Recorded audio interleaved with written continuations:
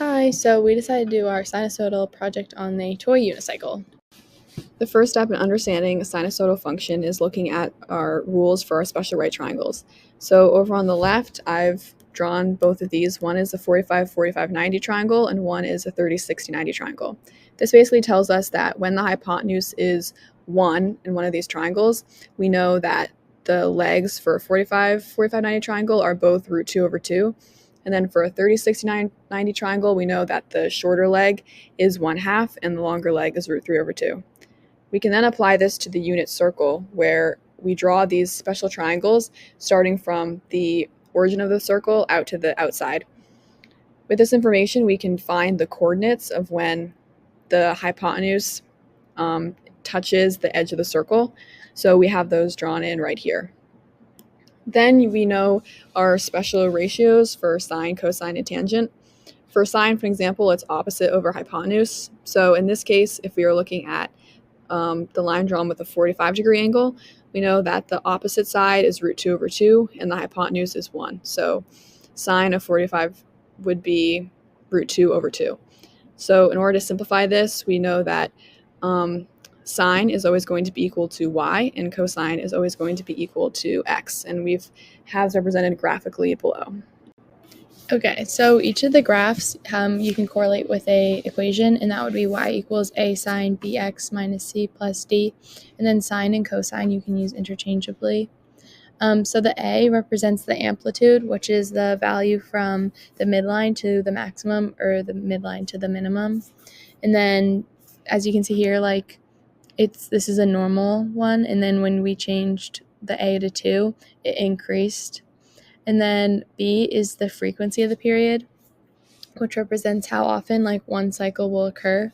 And so for here, this one is just a normal one, because for sine it'll go from 0 to 2 pi, and then for the cosine, you can see it goes from the maximum to the next maximum. But then when you change the B value, then it can either compress or it can stretch out. And then the C represents the phase shift, which is left or right. And so here's the normal just sine function, and then if you move it over, the graph will move over left or right. And then D represents the vertical shift, and so that's just increasing from or decreasing from the midline. And as you can see here, this is normal at the midline, and then it increases by 2. So the midline will change.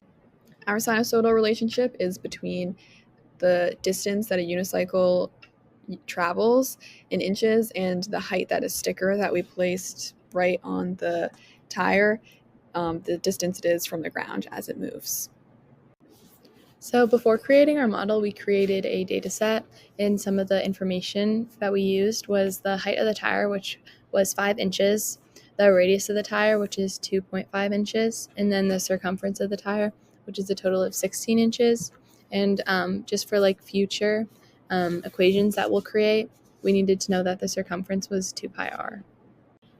Our first step in creating our model was to cut out a perfect circle using a compass to represent the tire of our unicycle. So because we had determined that with our data set that the radius was 2.5 inches, that's what we set the compass to, so that the full diameter would be the 5 inches. After that, we constructed the road for the unicycle to drive down, and we specifically made sure that it was raised on either side so that the tire rotated in a uniform way so that our data was correct. We then measured the length of the road. That way we could determine how many inches it took for one complete cycle of the wheel to rotate, as well as the height, so that we could visually show the distance the sticker was from the ground.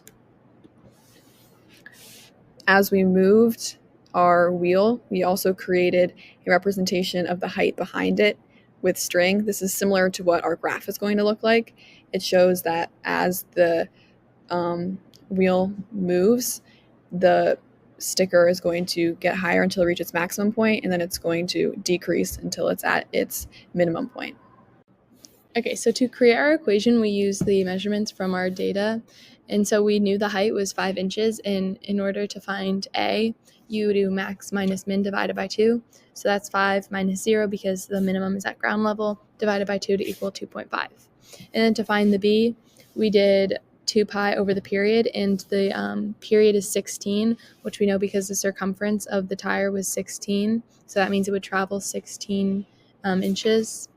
And so we did 2 pi over 16 to equal pi over 8 for our b value. And then there's no c value because we started at the minimum in our diagram.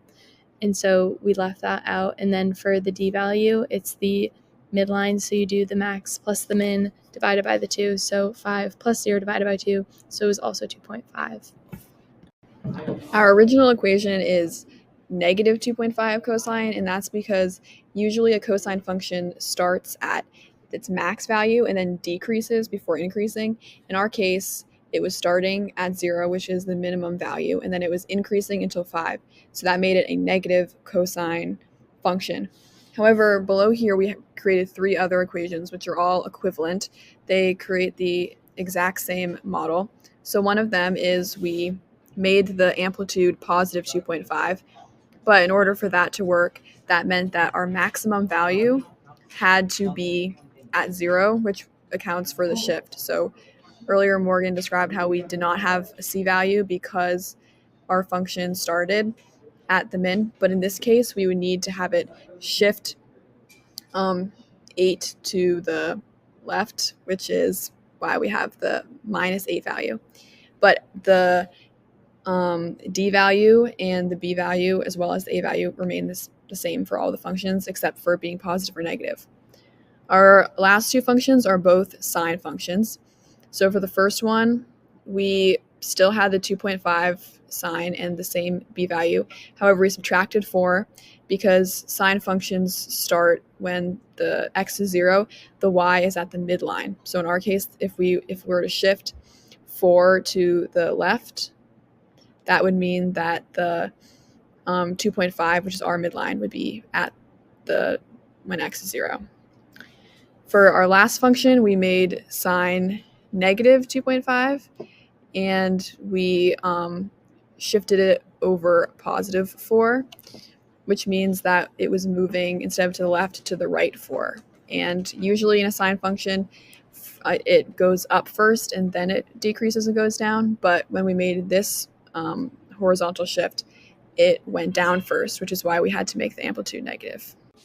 Okay, so here we created an example problem, and it's a sticker is on the tire of the unicycle, which we did in our diagram, and then the sticker starts at the ground height, and then our question is how far from the ground will the sticker be after the unicycle travels 12 inches?